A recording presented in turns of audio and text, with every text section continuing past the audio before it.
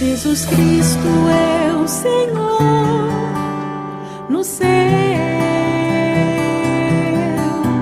na terra e debaixo da terra. Ele é santo. Como decíamos el último sábado que estuvimos, comenzamos una nueva serie que se llama La apostasía y los falsos vientos de doctrina actuales. Amén. Hoy vamos a comenzar a hablar de uno de los asuntos que creemos que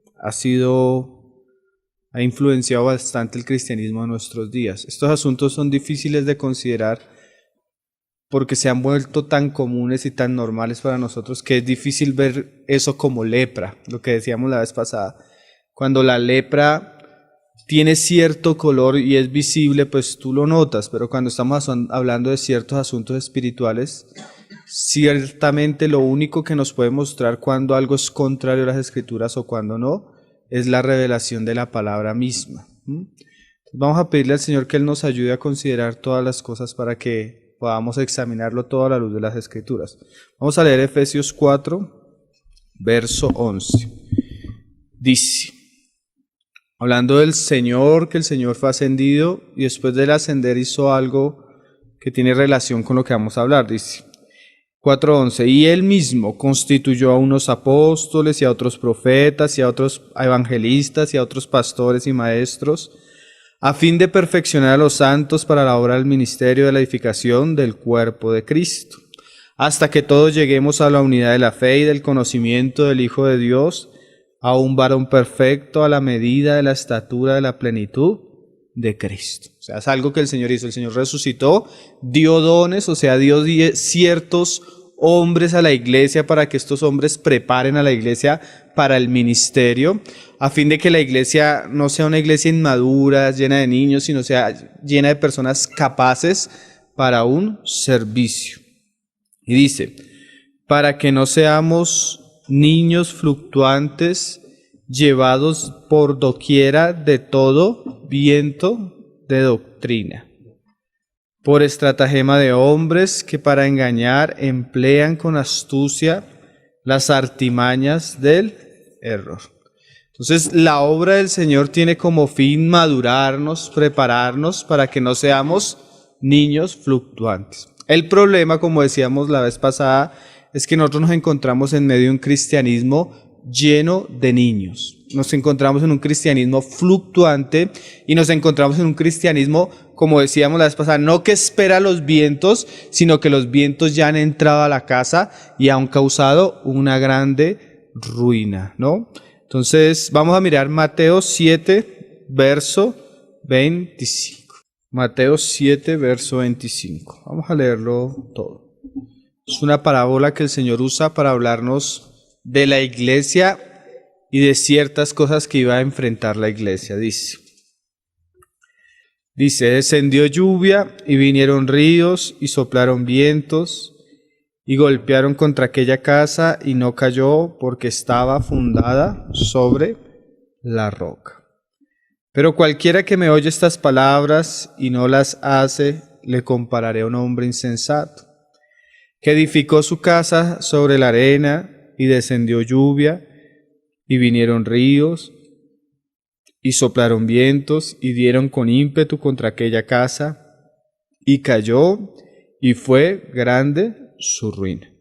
Entonces, aquí se nos ve la casa que es edificada sobre la roca, la casa que es edificada sobre la arena, y se nos dice que esta casa, ambas casas van a enfrentar ríos, vientos y una serie de situaciones que van a probar si la casa está sobre la roca o sobre la arena. Entonces, nuestros tiempos es un cristianismo no que va a enfrentar, sino es un cristianismo que está en ruina de muchas maneras. ¿Por qué? Porque los vientos han tumbado la casa, los vientos han movido el cristianismo de su lugar, de su posición en Cristo, de su llamamiento, y la mayoría de cristianos en su inmadurez se han dejado llevar. ¿Sí? Como decíamos, esta es una serie que habla de apostasía, que habla de muchos asuntos que han apartado al pueblo de Dios del camino que el Señor tenía para ellos. Ciertamente hoy vemos un cristianismo grande, hermano, un cristianismo con grandes edificios, con grandes multitudes, un cristianismo pomposo que tiene mucho dinero, que tiene medios de comunicación, televisión, radio, un cristianismo que de alguna manera ha crecido y sigue creciendo constantemente. Pero aunque esa es una realidad, tú notas que entre más crece el cristianismo, ciertas cosas disminuyen. Entonces, a pesar de que el cristianismo crece, el cristianismo avanza, a pesar de que vemos muchas cosas que parecieran aparentemente buenas, cuando tú lo examinas, es un cristianismo que tiene falta y carencia de muchas cosas que son terribles, hermano. Muy grande, muy pomposo, pero sin Cristo. Que crece, que prospera, que hay muchas multitudes, pero no hay la Biblia, no están las Escrituras, no hay conocimiento, no hay revelación. Muchos milagros, muchas aparentemente obras grandes, pero no hay un genuino poder del Espíritu Santo transformando las vidas, transformando las personas, llevándolas a la santidad. O sea, hay muchas cosas grandes, pero cuando tú examinas lo grande, parecen piedras amontonadas en estado de ruina. Entonces, a pesar de que vemos un cristianismo aparentemente pomposo, en la realidad cuando tú lo examinas por la palabra, carece de muchas cosas que nos da a pensar que esos vientos han causado mucho daño en la iglesia. Nosotros hoy fácilmente podríamos usar el mensaje que el Señor le dijo a la Odisea para hablarle a nuestra generación de cristianos. El Señor le habló a la Odisea de una manera tremenda. Le dice, yo estoy a la puerta. ¿Se acuerdan cuando hablábamos del sacerdote examinando la lepra en la casa? Que él no podía estar adentro, sino que él se salía porque de alguna manera la lepra podía contaminarle. Hoy vemos a Cristo fuera del cristianismo, diciéndole a la iglesia, como le dice a la Odisea, dice que eres rica, dice que no tienes necesidad de nada, pero eres pobre, eres ciega, eres desventurada, ¿sí? La manda a arrepentirse. Es el estado actual del cristianismo. Hay pasajes en el Antiguo Testamento que hoy fácilmente los podríamos atribuir al pueblo de Dios. Estoy cansado de vuestras asambleas, estoy cansado de vuestros holocaustos, hastiado estoy de vuestra reunión. Imagínate el pueblo de Dios el Dios hablándole así a su pueblo. ¿Qué ha hecho que el cristianismo esté en una ruina a la cual muchos de nosotros debíamos huir y muchos de nosotros deberíamos denunciar y proclamar? Los vientos de doctrina que se han hecho tan comunes. Entonces, hoy vamos a hablar del primer viento de doctrina que es muy sutil, pero que ha traído un gran mal al pueblo de Dios en nuestra época. Esto es parte de nuestra generación. Esto tú no lo escuchas cuando ves la iglesia primitiva, esto tú no lo escuchas cuando ves la reforma, esto tú no lo escuchas cuando ves los puritanos, esto tú no lo escuchas con los bautistas, esto tú no lo escuchas en los grandes movimientos misioneros, sino que esto es algo que se ha hecho muy común en nuestra época. Y el asunto es el falso evangelismo. El falso evangelismo ha sido uno de los grandes, ha sido el talón de Aquiles de nuestra generación. La manera como la mayoría de cristianos hoy predican y transmiten el evangelio de Cristo es totalmente contrario a las Escrituras. Entonces es el primer tema que vamos a estudiar hoy. Amén. Entonces, bueno, yo voy a hacer vamos a leer varios pasajes, pero también voy a citar a algunos hermanos. Hay un hermano que hace una pregunta bien interesante. ¿Usted alguna vez se ha hecho esta pregunta? ¿Por qué hay tantas personas en nuestras iglesias que no se comportan como cristianos? ¿Por qué hay tantos que dicen que son cristianos y no leen sus Biblias? ¿Por qué hay tantos que dicen que son cristianos y no oran? ¿Por qué hay tantos que dicen que son cristianos y todavía aman el mundo? ¿Aman el pecado? No sirven, no son voluntarios a la obra de Dios, no ofrendan, no cambió su vida. Porque hay tantas personas cristianas que no actúan como cristianos. ¿Sí? ¿Usted no se ha preguntado eso? ¿Saben por qué, hermano? Porque el cristianismo está lleno de falsos convertidos. ¿Y usted sabe por qué el cristianismo está lleno de falsos convertidos? Porque la mayoría de personas que han llegado a una iglesia cristiana han llegado con un evangelio incompleto, falso o tergiversado. Mira el asunto, la mayoría de personas que llegan a una iglesia hoy en día llegan por un evangelio o incompleto o falso o tergiversado. Eso hace que muchas de las personas que llegan a la iglesia, que constantemente tal vez van domingo tras domingo a una iglesia, nunca se han encontrado con Cristo. ¿Sí? La falta de un evangelio puro, de un evangelio completo, de un evangelio sencillo que transmite las verdades esenciales de nuestra fe, hoy carece en nuestro evangelismo, hermano, desde los grandes eventos como alquiler de estadios y evangelización en estadios, hasta el evangelismo personal de nosotros uno a uno en la calle carece hoy de mucho valor, hermano. Entonces es importante que nosotros examinemos por encima este asunto y comencemos a hablar de esto. Digo nuestro porque vergonzosamente nosotros tal vez en algún momento lo hicimos.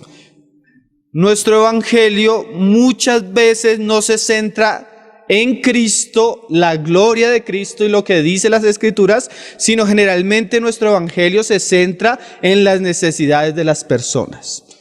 ¿Sí?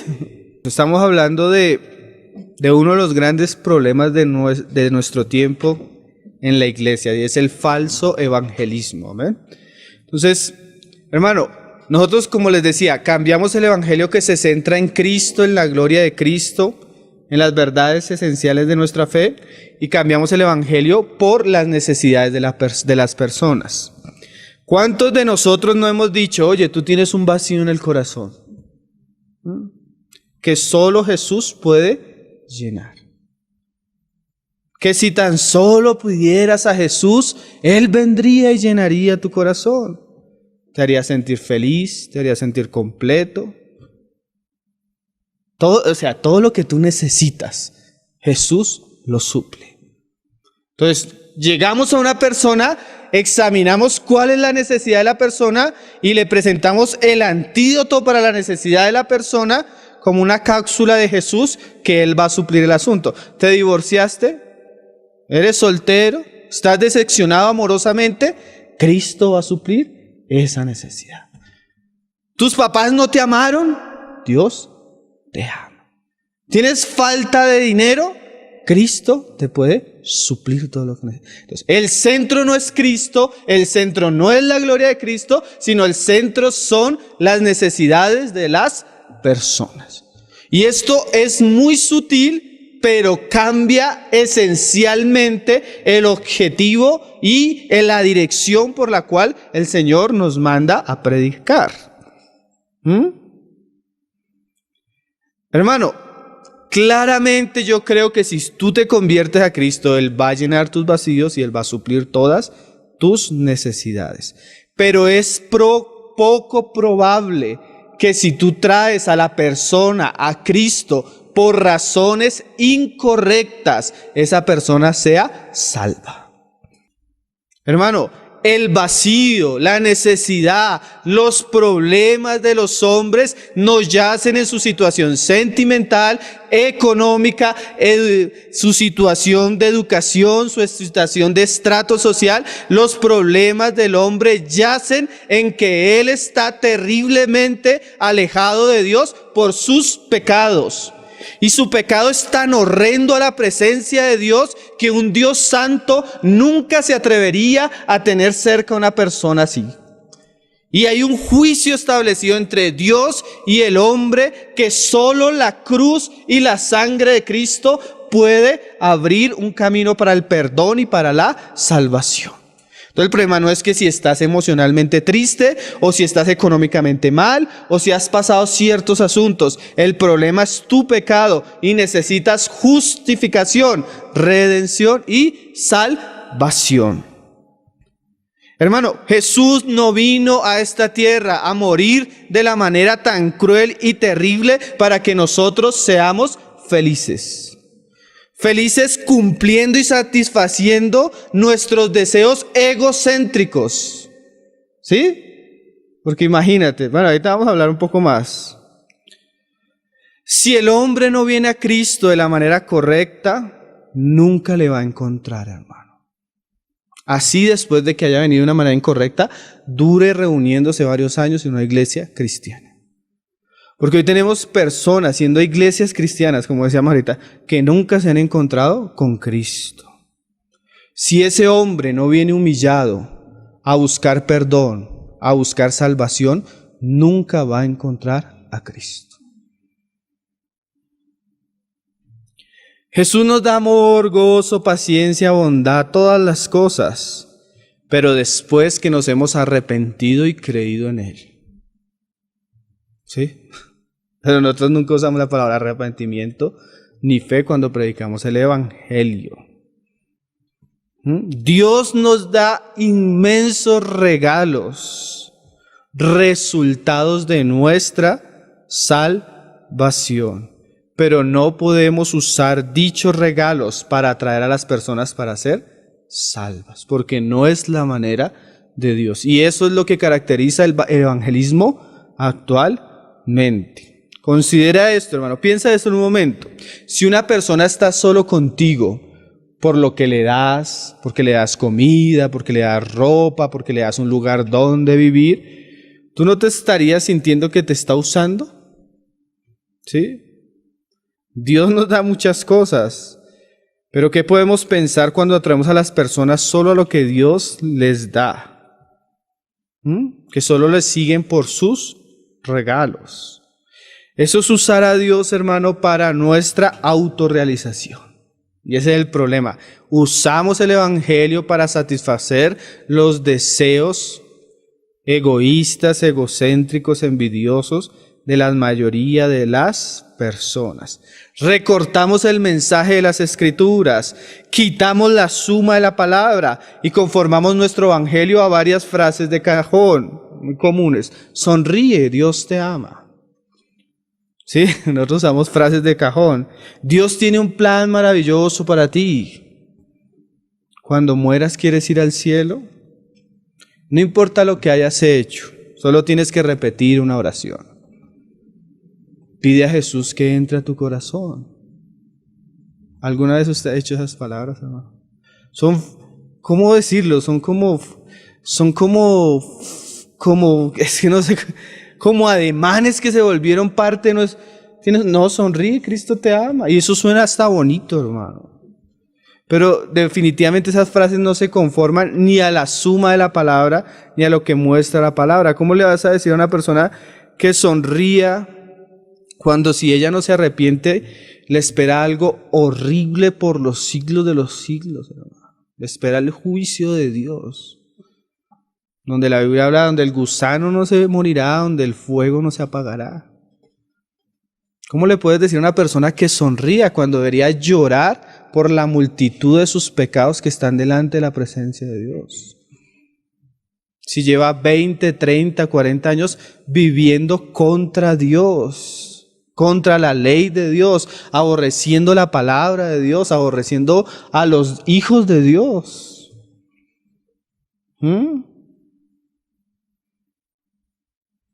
Va a dar un ejemplo de un hermano bien interesante. Hay un grupo de hombres que se rebela contra un rey y tratan de usurpar su trono. Ellos quieren hacerse en el lugar del rey. Viven en el bosque y pasan sus días deshonrando al rey, día tras día ofendiendo al rey, día tras día. Sin embargo, un día el rey decide perdonar a estos rebeldes. Y si no reciben el perdón, pues serán castigados. El rey manda un enviado al bosque. Cuando sus mensajeros encuentran a los rebeldes, ¿qué deben hacer? Deben decirle a los rebeldes que es mucho más bonito y cómodo vivir en el castillo. Porque nosotros llegamos así. Deben decirles a los rebeldes que la comida del rey es mucho mejor que la comida del bosque.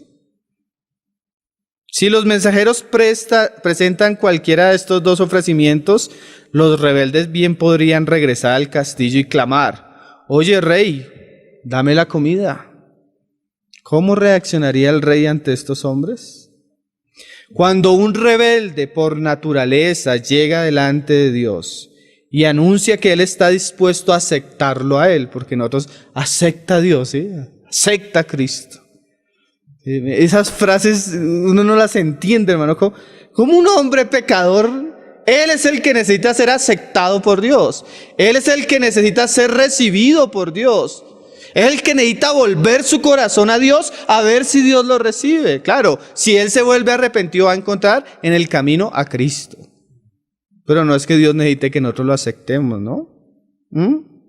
¿Cómo crees que reaccionaría Dios? En cambio, si los mensajeros del rey debieran anunciarles a estos hombres que son inicuos, el rey debe sentenciarlos a muerte. Ellos se han rebelado contra él. Ustedes han tratado de hacerse reyes. Merecen la muerte, merecen el juicio. El rey tiene todo el derecho, la autoridad para ponerle fin a sus vidas. Pero el rey que seguimos es un rey rico en misericordia y les ofrece el perdón si se vuelven a él con humildad, confesando sus pecados y prometiendo a él lealtad. Así deberíamos proclamar el evangelio, ¿no, hermanos? Ay, en vez de decirle sonríe, Cristo te ama, en vez de decirle ábrele tu corazón a Cristo, si les dijéramos, si tú te arrepintieras, si tú te humillares y si tú confesares tus pecados, si tú rogares misericordia a Dios, tal vez le encontrarías. ¿Sí ven la diferencia? No es si Dios te daría tantas cosas, sino si tú decidieras dejar atrás tu pecado y creer en Cristo y obedecer a Cristo, ¿cómo cambiaría tu vida? ¿Sí ven la diferencia, hermanos? Hermano, cuando Israel iba por el desierto rumbo a la tierra prometida, nosotros estudiamos eso hace poquito el domingo. Ellos conquistaron Jericó y tomaron el anatema. ¿Se acuerdan? Este hombre que tomó el anatema y lo escondió y trajo la maldición sobre el pueblo. Pablo dice que anatema todo el que no predica el evangelio de Cristo. ¿Saben por qué hay tanta maldición y tanto mal y tanta derrota en medio del cristianismo que nosotros vivimos, hermano? Porque nosotros tenemos debajo de toda nuestra vida religiosa un evangelio que no se conforma a las Escrituras, un evangelio anatema, un evangelio que no proclama a Cristo, que no lleva a los hombres al arrepentimiento y a la fe, sino es un evangelio que satisface los deseos del corazón. Como decía el hermano Paul Washer en una predicación, mira, Dios te ama. ¿Ah, sí? Yo también me amo. ¡Qué bueno!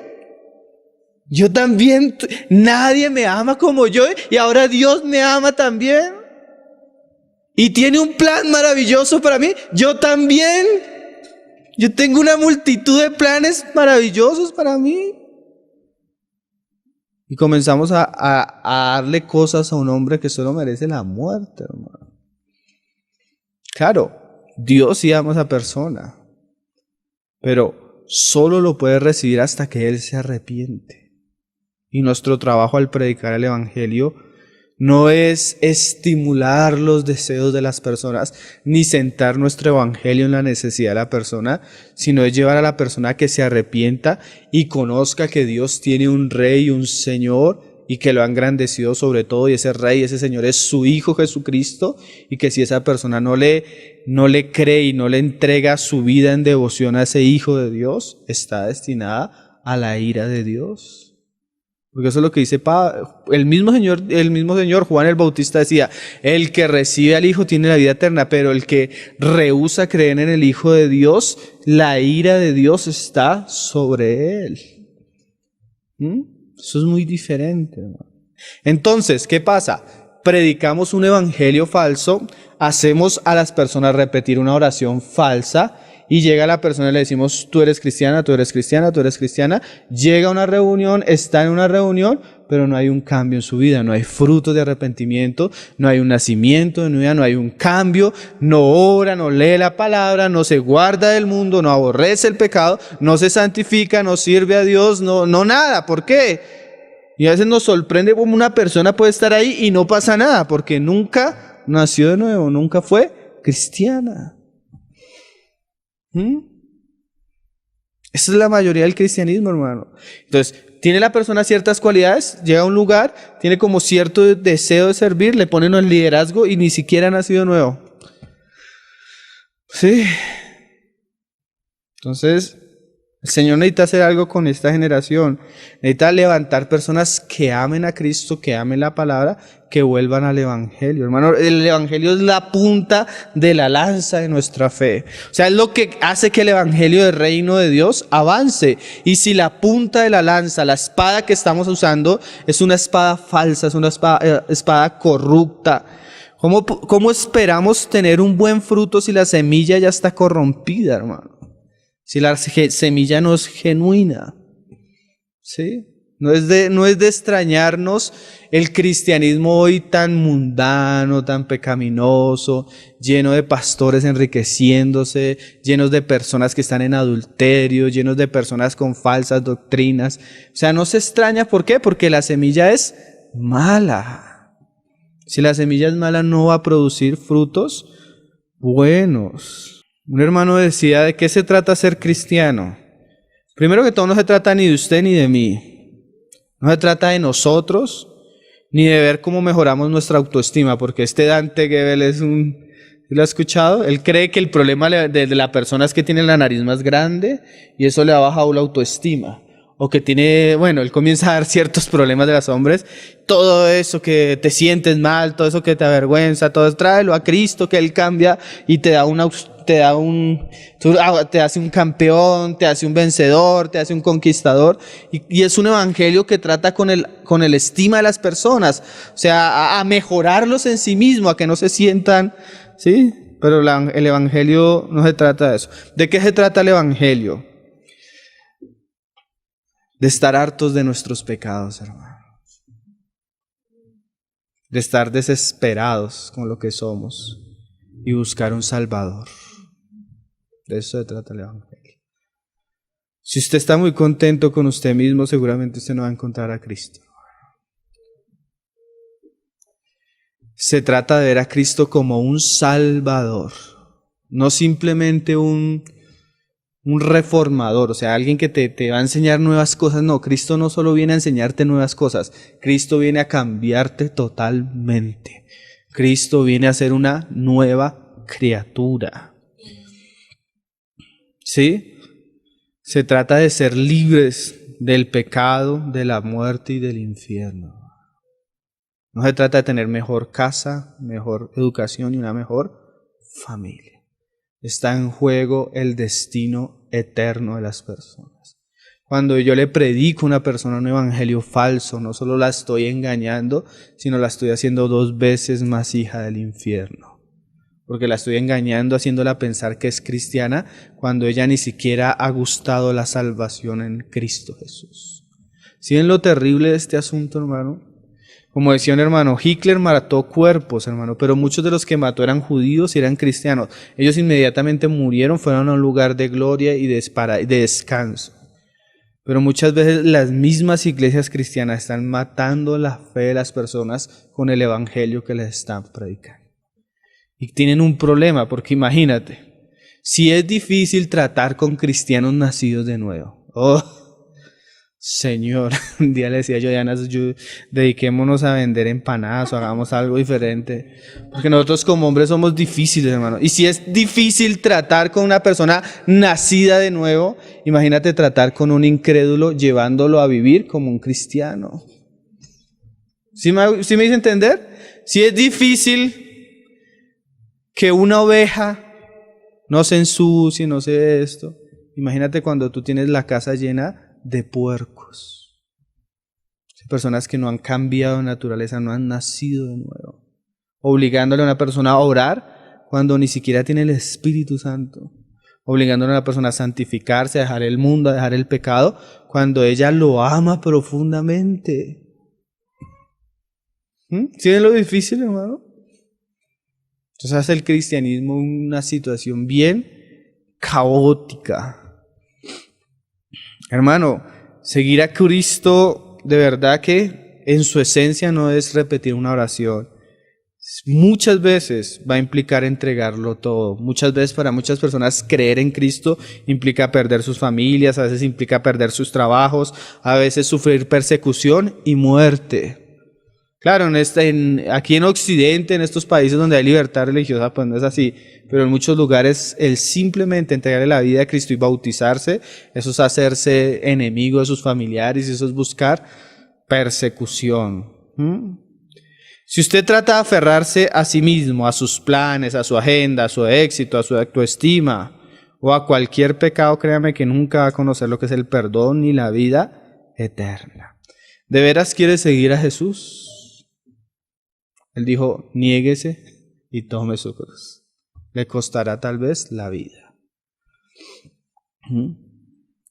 Si una persona, como vemos diciendo, llega al Salvador con cualquier otro motivo, salvo el deseo de estar a cuentas con Dios, perdonado por Dios, reconciliarse con Dios, esa persona no está lista para ser salva. Dios no salva a nadie orgulloso. Dios le da gracia a los humildes, pero resiste al soberbio. Imagínate que a veces nosotros evangelizando le decimos a la persona, mira, bueno, no importa, repite la oración, así no sea, así no quieras, así, solo 5 minutos y ahí te vas. La persona repite la oración y tú dices, gloria a Dios, ya es el convertido del día de hoy. Entonces llegas a la casa y tienes la lista donde vas anotando cuántos se han convertido. Y la persona solo repitió la oración porque tú la estabas forzando.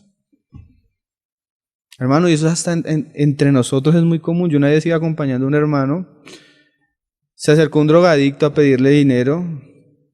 El hermano le dijo, bueno, yo te puedo dar dinero, pero repite una oración, estás mal, necesitas que el Señor te libre de la droga.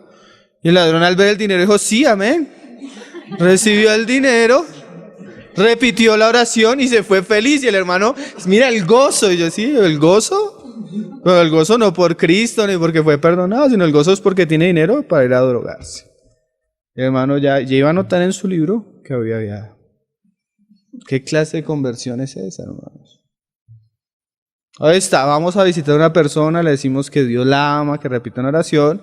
Ella repite la oración, nunca se reúne, nunca hace nada. El día que se muere vamos al funeral y decimos, no se preocupen, ella hizo una oración. Ella hizo una oración, pero nunca se arrepintió ni creyó, hermano. Eso es muy común en nuestra época. Tan común que, como les decía al comienzo, es un tipo de lepra que se ha vuelto normal para nosotros. Es un tipo de mal que corroe a la iglesia, pero que para nosotros es normal. Es ese viento, hermano, que quitó del evangelismo, de los predicadores, la justicia de Dios, la ley de Dios, el reargüir el pecado, a comenzar a decir frases bonitas que no cumplen ningún objetivo en las personas. ¿Sí? Entonces la iglesia está llena de falsas conversiones. Hermano, cuando usted va a testificar, la pregunta del millón es esta. Usted lleva a la persona a ver sus pecados a tal punto que esa persona tiene, aquí un hermano usa una frase fuerte, tiene asco y clama, Dios, ten misericordia de mí, soy un pecador. ¿Sí? El evangelio debería llevar a la persona a verse pecador, hermano. Porque si él no se ve pecador, él no va a entender ni lo que es la gracia ni la importancia de la obra de Jesucristo. Mientras él se sienta bueno, mientras él se sienta justo, porque es el problema de las personas. Se sienten buenos, ¿no? Se sienten buenos. Hasta en estos días veo una noticia de la esposa de un narcotraficante y le preguntan cómo él era. No, un hombre bueno. O sea, era un hombre bueno, le hacía buenas cosas. Y las personas que mataba, yo nunca me enteré de eso. Para mí él era un hombre bueno. Debemos ayudarle a entender al hombre que es pecaminoso por naturaleza, y esto va a traer el juicio de Dios, para que cuando él escuche acerca de la cruz sea agradecido, venga humildemente y se humille delante de Cristo. Como decimos en el pasaje, acuérdese, Dios resiste al soberbio y da gracia al humilde. Vamos a ver 2 casos donde el Señor mismo evangelizaba. Este asunto da para... Hay libros muy buenos, hermanos, que están hablando de estos temas muy buenos. Pero vamos a ver por lo menos 2 casos. Vamos a ir a Lucas 18 para ver cómo el Señor le predica al soberbio y después cómo el Señor le predica al humilde. Que hay veces que ya la persona está listica para creer, ya se ha dado cuenta, ya está a punto, ya está en una situación donde uno ve que el Señor ha trabajado en el corazón. Entonces, en ese caso es el humilde, a ese se le da gracia. Pero para el soberbio hay un método bien interesante que tú encuentras que el Señor usaba, que la Biblia nos muestra que nosotros debemos usar, que es la ley de Dios. Lucas 18, verso 18. ¿Sí conocen? El rico, el joven rico. Un hombre principal que tenía mucho dinero, un hombre que conocía las escrituras, un hombre bueno. ¿Sí? Dice, Lucas 18, verso 18. Un hombre principal le preguntó diciendo, Maestro bueno, ¿qué haré para heredar la vida eterna? Esto es una buena situación. Está el Señor y llega alguien. No está buscando el Señor para evangelizar, pero le llega la persona. Imagínate que tú te llegue una persona. Oye, hermano, yo quiero ser salvo. Yo quiero ser cristiano. ¿Qué hago para tener vida eterna? ¿Tú qué le responderías? Repite la oración, hermano. No dejes que se vaya este momento. No dejes que pase una. Repite la oración. ¿Sí? Eso haríamos todos. Pero mira cómo el Señor evangelizaba, hermano. Entonces Dios primero comienza tratando con la falsa noción que este hombre tiene de sí mismo, porque esta persona por sus palabras le dice maestro bueno. De alguna manera este hombre, nos vamos a dar cuenta por lo que dice más ahorita, él también se cree bueno, ¿sí? Por lo que vamos a leer ahorita, que hace esto, yo lo hago. Sí, él se considera bueno. Decía un predicador, habiendo entrevistado a miles de personas, el gran problema que yo noto es que la mayoría de gente se cree bastante buena. ¿Sí? Ha hecho eso, pero cree buena. Es un mentiroso, pero se cree. Es un adúltero, pero se cree bueno. Es un idólatra, pero se cree bueno. La mayoría de personas se creen buenas. Hasta uno a veces dice, no, es tan bueno que solo le falta ser cristiano. Dice, no. A veces uno ve a las personas, es tan bueno, buen padre, buen esposo, buen hijo, buen estudiante, buen trabajador. Entonces el Señor le quiere quitar el concepto a este hombre, le va a decir, bueno, solo es Dios. Porque nosotros tenemos un concepto de buenos cuando nos comparamos. Pues que yo no soy como el ladrón, yo no soy como el borracho, yo no soy como el alcohólico. Pero cuando tú te comparas con Jesucristo, ¿tú eres bueno? Cuando tú pones los 10 mandamientos y te comparas con la justicia de Dios, ¿eres bueno? Entonces ahí comienza el Señor a decirle, bueno, bueno solo es uno y Dios. Mira lo que le respondió el Señor, 18:20. Los mandamientos sabes, no adulterarás, no matarás, no hurtarás, no dirás falso testimonio, honra a tu padre y a tu madre. Hermanos, al Señor se le olvidó el evangelio. Señor, ¿qué va a hacer para ser salvo? Guarda la ley. ¿Acaso el Señor sabía que por las obras de la ley no somos salvos? ¿Usted cree que el Señor se le olvidó? Decía un hermano, ¿será que el Señor ese día estaba de mal genio y lo puso a guardar la ley? ¿Por qué el Señor le responde a esta persona así, hermano? ¿Cómo hubiéramos respondido nosotros?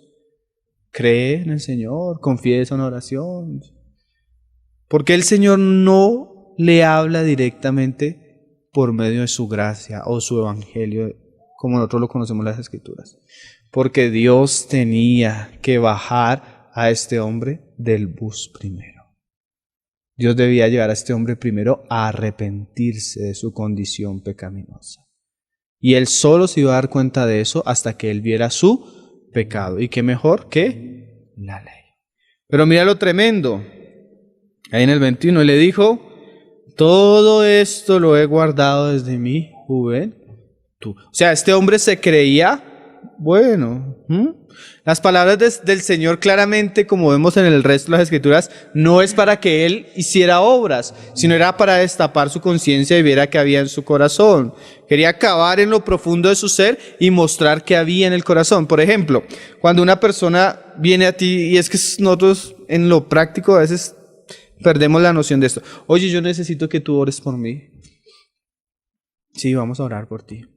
Señor, bendice a esta persona, ayúdala a mirar el problema que tiene. Mira. Pero si tú le dijeras, oye, ¿yo cómo voy a orar por ti? Si es que tú tienes una deuda tremenda con Dios. ¿Has mentido? ¿Has adorado ídolos? ¿Has codiciado en tu corazón? ¿Haz esto? ¿Haz esto? ¿Yo cómo voy a orar por ti? ¿Necesitas arrepentirte? Dios, ¿cómo te va a bendecir en esa situación en la que estás? Yo puedo orar hasta por ti, Dios, concederte eso, pero ¿de qué te sirve eso si te vas algún día a enfrentar al justo juicio de Dios sin haberte arrepentido? No, yo no puedo orar por ti, te voy a leer el Evangelio, tú necesitas escuchar el Evangelio. ¿Sí ven la diferencia, hermano?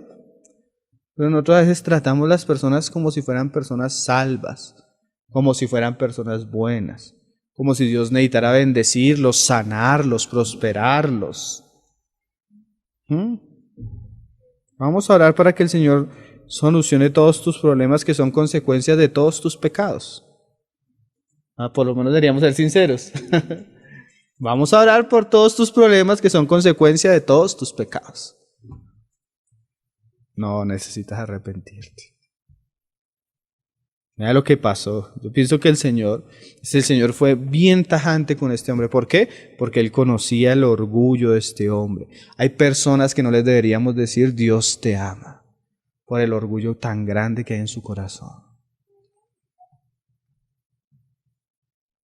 ¿Sí? La palabra dice que Dios nos ama, pero también la Biblia dice que Dios odia al pecador.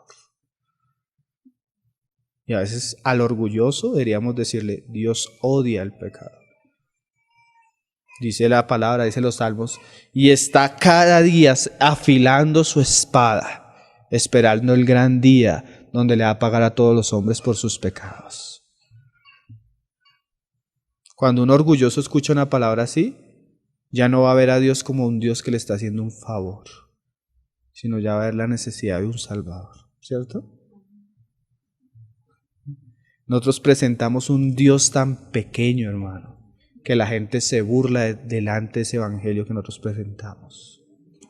Como decía una vez el hermano Paul Washer, decía, si viene un hombre pequeño así, un hombre pequeño, a buscarme problemas, yo le voy a decir, ¿no?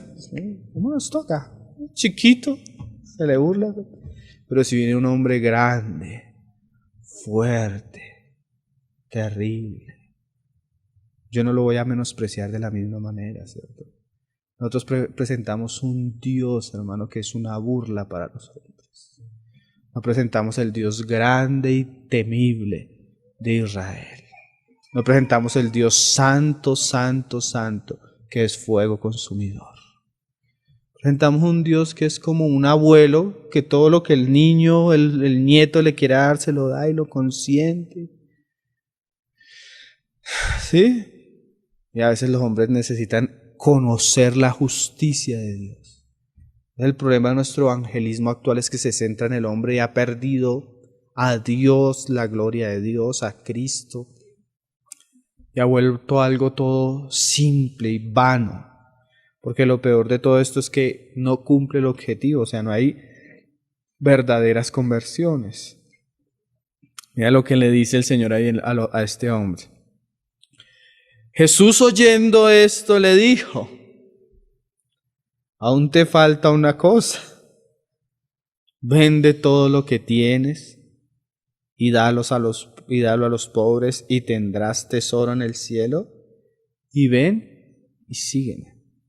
Entonces él, oyendo esto, se puso muy triste porque era muy rico.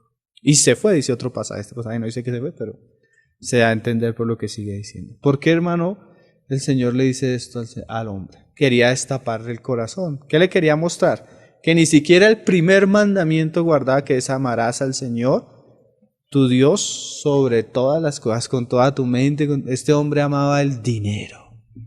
¿Sí? Ese es su Dios, ahí se nos destapó. Amaba el dinero. Y no estaba dispuesto a dejar ese dinero y mucho menos a dárselo a los pobres. Porque el Señor no le predica el evangelio a este hombre. Sí le predica el evangelio. Solo que antes de llevarlo al evangelio lo hace consciente de lo que él ama y de lo que lo tiene lejos de Dios. El dinero. ¿Sí? ¿Cuántas personas? Oye, nada, es que yo esto y esto. Mira, renuncia a tu profesión, deja todo y vuélvete a Cristo y de pronto Él te conceda la salvación. No. Y una vez, no. Ahí tú notas que la intención del corazón no es verdadera. Hermanos, pensaba yo leyendo este pasaje, sería mejor que la mayoría de personas que vienen con intenciones falsas salgan corriendo a tener personas que no tienen una conversión verdadera en medio de la iglesia. Imagínate, en nuestros tiempos el hombre hubiera repetido una oración y hubiera ido unos domingos a la iglesia. Tal vez hubiera ofrendado algo de lo que le sobra, tal vez hubiera cantado canciones, tal vez hubiera esto, pero tal vez nunca se hubiera convertido. Qué cosa tremenda, ¿no? Tal vez hubiera hecho una reforma ahí moral de cambiar ciertas cosas, pero tal vez nunca se hubiera convertido. Hermano, el Señor no insistió, el Señor no forzó, simplemente le habló con la ley de Dios y lo expuso. Si este hombre hubiera recibido, hubiera dicho, Señor, yo soy un pecador, yo amo más el dinero que cualquier otra cosa, perdóname.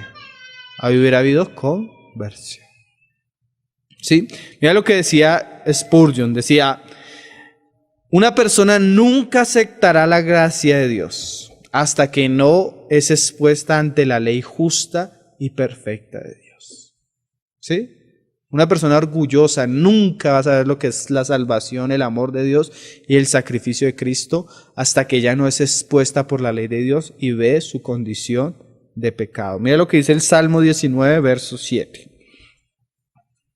Dice, Salmo 19, verso 7. La ley de Jehová es perfecta. Y mira esta frase tan interesante. Que convierte el alma. Y leo otro pasaje.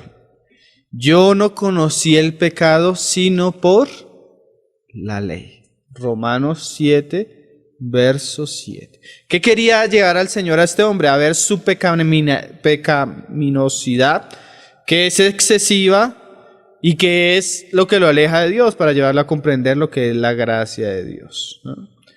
Cuando comprendamos lo grotesco de nuestros pecados, estamos preparados, hermano, para conocer la gracia de Dios.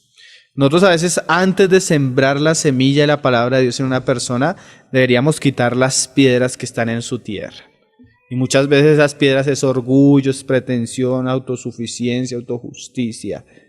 ¿Sí? Que eso lo único que hace es alejarla de Dios. Vamos a ver el otro caso, el Señor tratando con un soberbio, pero vamos a ver el Señor tratando también con un humilde. No siempre hay necesidad de exponer el pecado, porque muchas veces ya las personas vienen viendo su pecado. Ya está la tierra preparada, ya está la tierra lista. Hay que mostrar gracia. O sea, no estamos diciendo que no hay que decir Dios murió por nosotros, Cristo es amor. No. Sí hay que decirlo, pero hay que ver con qué clase de persona estamos tratando. Vamos a ver el caso de Lucas 19, que es el caso de Zaqueo. Ese también era un repecador, hermano. Así, de los publicanos, el peor, el jefe, el que mandaba, el que más ganaba dinero, el que más era así, el tramposo, el injusto, el corrupto, el que la gente no quería, el que era bien.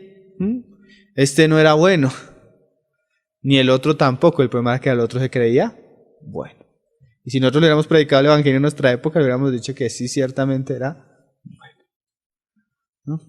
Pero mira lo que hace el Señor ahora con el humilde. Lucas 19. Habiendo entrado Jesús en Jericó, iba pasando por la ciudad. Y sucedió que un varón llamado Zaqueo, que era el jefe de los publicanos y rico, este también era rico. O sea, a veces el problema no está en el dinero. A veces el problema no está en las cosas que las personas tienen. A veces el problema está es que para uno ese dinero es su Dios. ¿Sí?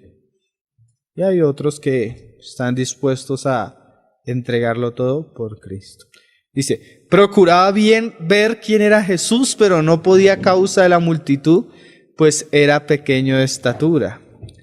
Y corriendo delante, subió a un árbol sicomoro para verle, porque había de pasar por allí. Cuando Jesús llegó a aquel lugar, mirando hacia arriba, le vio y le dijo. Mira lo tremendo, en el caso anterior tenemos a un hombre buscando a Cristo. En este caso tenemos a Cristo poniendo la mirada a un hombre y llamándolo. Y mira lo que le dice el Señor. Zaqueo, date prisa, desciende porque hoy es necesario que pose yo en tu casa. Entonces mira lo que dice la palabra. Entonces él descendió a prisa y le recibió gozoso. La persona que tiene... Y a veces pasa eso, hermano. Hay personas que... Yo me acuerdo una vez una persona nos invitó a un lugar que él tiene como descanso con su familia y el hombre sin ser creyente, eso era diligente y preparó todo y todo lo tenía listo. Cuando llegamos y en la noche tuvimos una reunión, compartimos la palabra y cuando se acabó la palabra, la persona no estaba.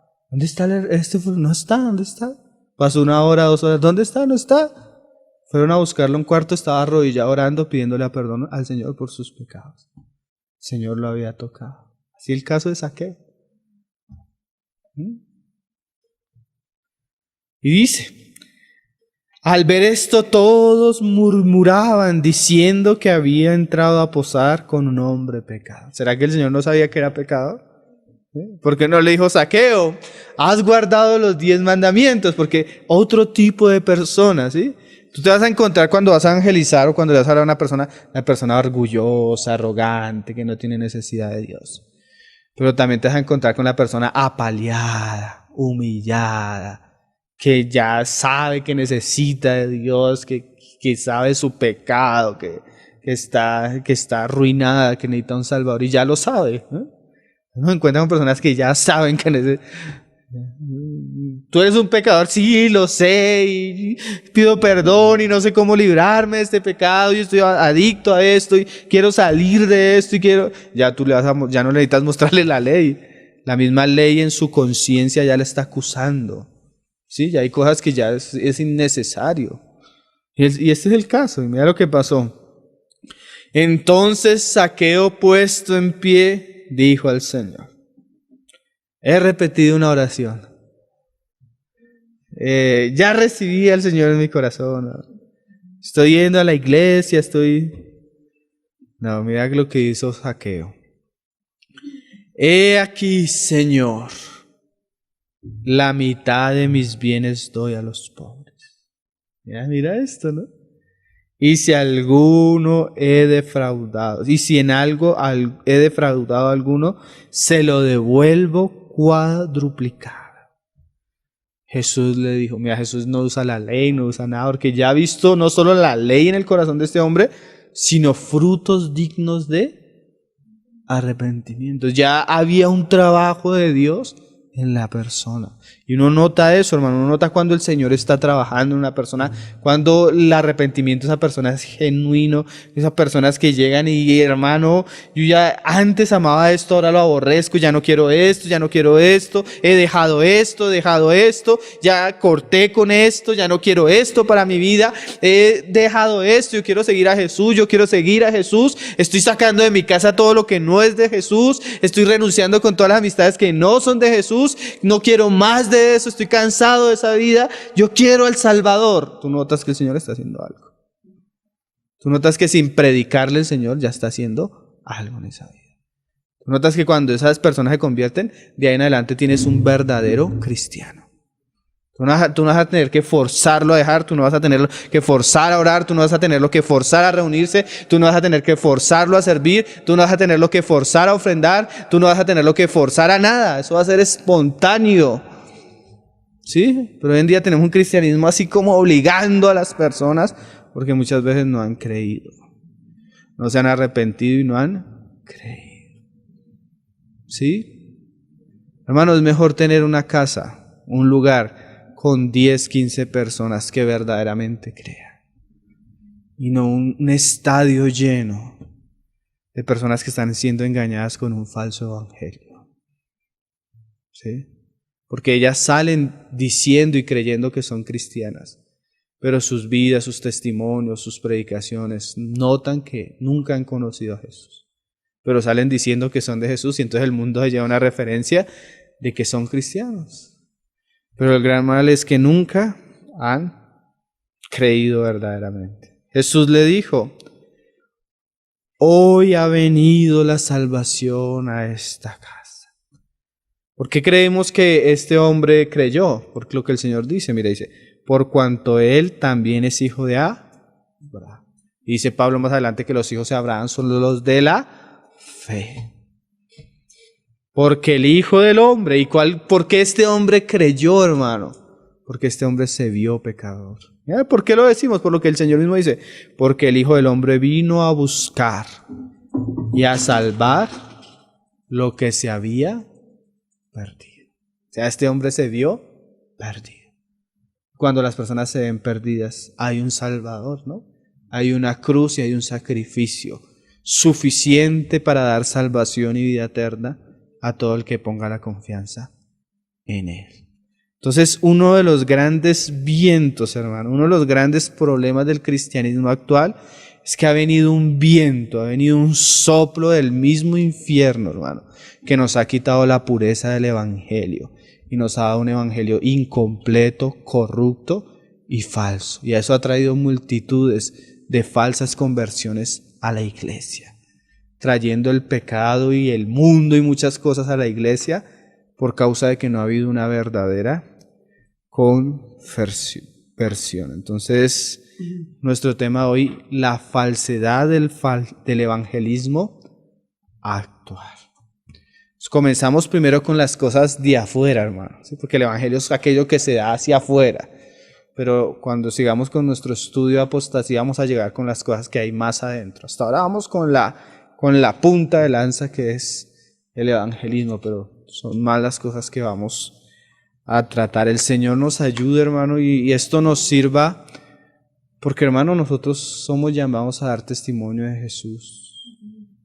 Tal vez yo no llene un estadio, tal vez el Señor no me haya mandado a predicar a multitudes, pero en mi trabajo, en mi estudio, en mi familia, hay personas que necesitan escuchar el evangelio. Y yo tengo la responsabilidad de predicarlo como la palabra manda a predicarlo. Porque yo voy a ser responsable delante de Dios. Dice, maldito todo aquel que predica otro evangelio. El Señor nos ayude a... Esto ciertamente este tema daría para muchas enseñanzas. Simplemente nosotros queremos mostrar por encima por lo menos lo que ha pasado en la iglesia que ha causado tantos males. Amén. Vamos a orar para terminar y el Señor nos ayude en todo eso, hermano. Padre, te damos gracias, Señor, en esta noche, por esta reunión, por este tiempo que tú nos permites estar delante tuyo, Señor. Primeramente queremos pedirte perdón, Señor, por todas las veces que tal vez hemos tenido la oportunidad de hablar de ti y por ignorancia o por lo que haya sido, Señor, hemos presentado tu nombre, tu evangelio de una manera tan contraria, Señor, tan diferente a las Escrituras, tan reprobada por ti, Señor, tan desagradable delante tuyo, Señor, que tal vez hemos engañado a las personas, Señor, con nuestras palabras, con nuestro falso evangelio, Señor, que no nos tengas en cuenta, Señor, nuestra necedad, nuestra rebeldía, nuestra falta de temor, de sabiduría, Señor. Te pedimos que tú nos concedas conocer tu evangelio de una manera clara, de una manera pura, que nos permitas predicarlo, Señor, como tú lo hiciste, como lo hicieron los apóstoles, como está en tu palabra, Señor. Danos el poder, el de nuevo, Señor, el amor a ti, el amor a los que se están perdiendo, Señor, para predicar tu evangelio de una manera clara y pura, bíblica, Señor, para que pueda traer salvación a los que crean en él, Padre. Oramos por este mensaje, por los que lo oímos, para que eso renueve nuestra mente y nuestra manera de conducirnos, Señor, y por los que lo han de oír, Señor, para que sea de luz y de claridad para todos los que creen en ti, Padre. Te damos la gloria y te damos la honra a ti, Señor, pues solo te pertenece a ti, Señor. Exaltamos y adoramos tu nombre, Señor Jesús, que es sobre todo nombre, Señor. Amém.